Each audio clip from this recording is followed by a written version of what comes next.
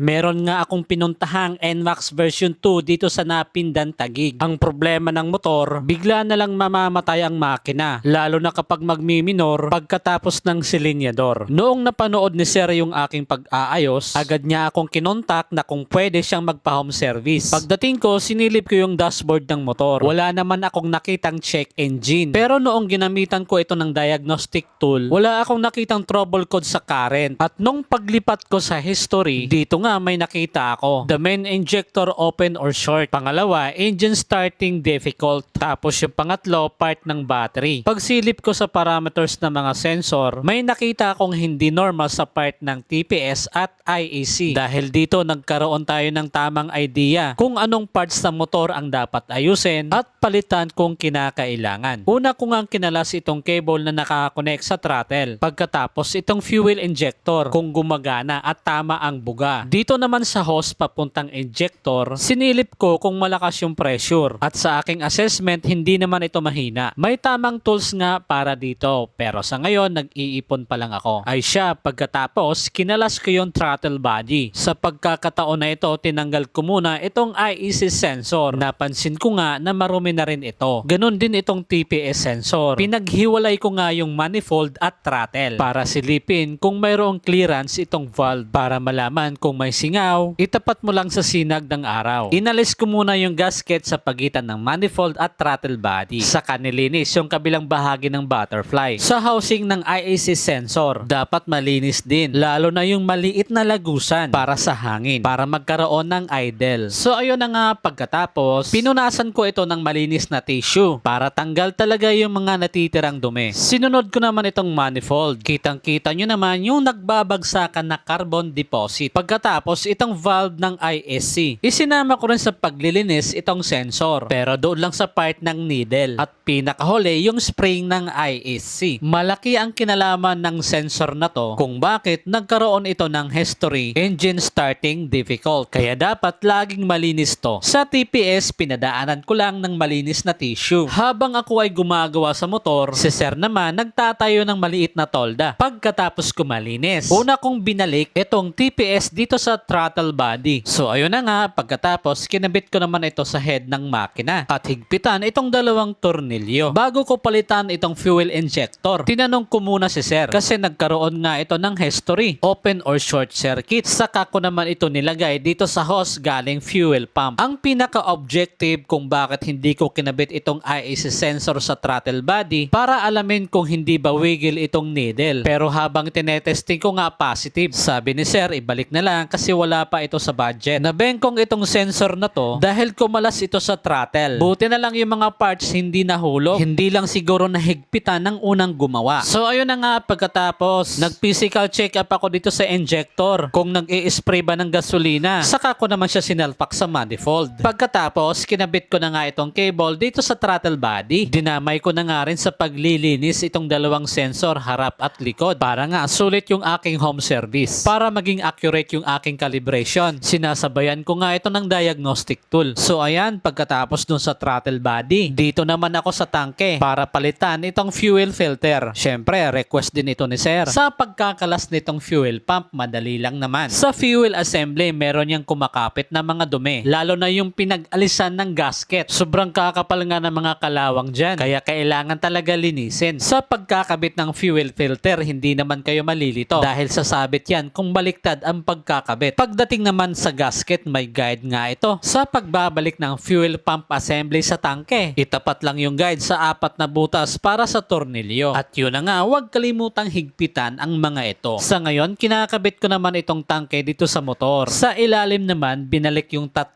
terminal socket. Sabay testing kung gumagana na ba yung fuel pump assembly. Pagkatapos nga niyan, pinuntahan ko naman itong magneto. Aalisin ko nga ito para masilip yung kalagayan ng magnetic coil. Sa pagkakalas, huwag kalimutang alisin itong washer para masagad talaga yung puller. Pag hindi kasi nabaon yung puller at once inimpact na, possible na matatanggal yung mga thread ng magneto. May napansin nga akong kunting latak ng langis dito sa loob. Inalis ko muna yung CKP sensor dito sa stator. Kung paano ko nalalaman kung sira na yung CKP, ginagamitan ko nga ito ng ganitong device. Yung 4 na LED na yan, dyan ako nagbabase kung sira na or kaya naman hindi pa. Papalitan na rin ni Sir yung coolant dito sa kanyang radiator. Pagkatapos, binaping ko yung mga dumi at kalawang dito sa magnetic pole ng stator. So ayun na nga, nilinis ko rin itong magnetic coil. Sa part ng stator dito kumakapit ang makakapal na dumi at dapat nga hindi ito pwedeng magasgasan. Pagkatapos, sinunod ko naman itong housing. Sa bawat sulok nga nito may nakatagong mga dumi. Dahil nga naglilik na yung langis dito sa part ng magneto, aalisin ko ito at papalitan ng bago. Genuine nga pala itong ikakabit ko. Sa pagsasalpak naman ng oil seal dapat lapat para in the future hindi na tumagas yung langis. Dito nga sa part ng magneto makikita nyo naman yung mga dumi at lahat nga yan ay aking nilinis. Sa panghuling beses nilinis ko muna itong stator bago ko sinalpak itong CKP sensor. Sa pagkakabit nga nito may tamang pwesto kasi pag nagkamali hindi talaga aandar ang motor. Pagkatapos binalik ko yung mga tornilyo. So ayun na nga, matapos ang mga ilang oras na paglilinis, binalik ko na yung stator assembly dito sa housing at yung tatlong bolt na allen. Sabay salpak na rin dito sa bagong linis na magneto. Pagkatapos, susubukan ko munang paandarin itong motor kung hindi ba ito nagkaroon ng issue.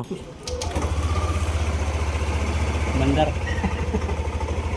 At sa puntong ito, sinasalin ko na ang coolant dito sa reservoir. At may tamang level nga yan. Ganon nga rin sa radiator. Pagkatapos ko naman na ibalik itong takip, pinaikutan ko ng mga electrical tape yung mga socket terminal ng mga sensor. Dahil may bagong bili na spark plug si Sir, ito sinabay na natin sa pagpapalit. Sa mga nagtatanong kung mayroon ba akong motorcycle shop, sa ngayon wala pa. Taga Bagtas Tanza Cavite nga pala ako mga bossing. 2,500 ang inabot dito para sa home service at labor.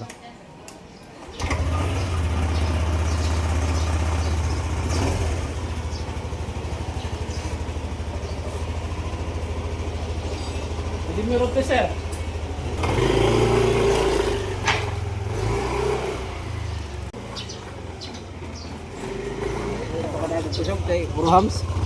Dito nga ito pinapadaan ni Sir sa mga humps. Madalas kasi dito siya namamatayan ng makina. Sa ngayon, hindi na. So yun lang mga bossing. Sana may natutunan na naman kayo.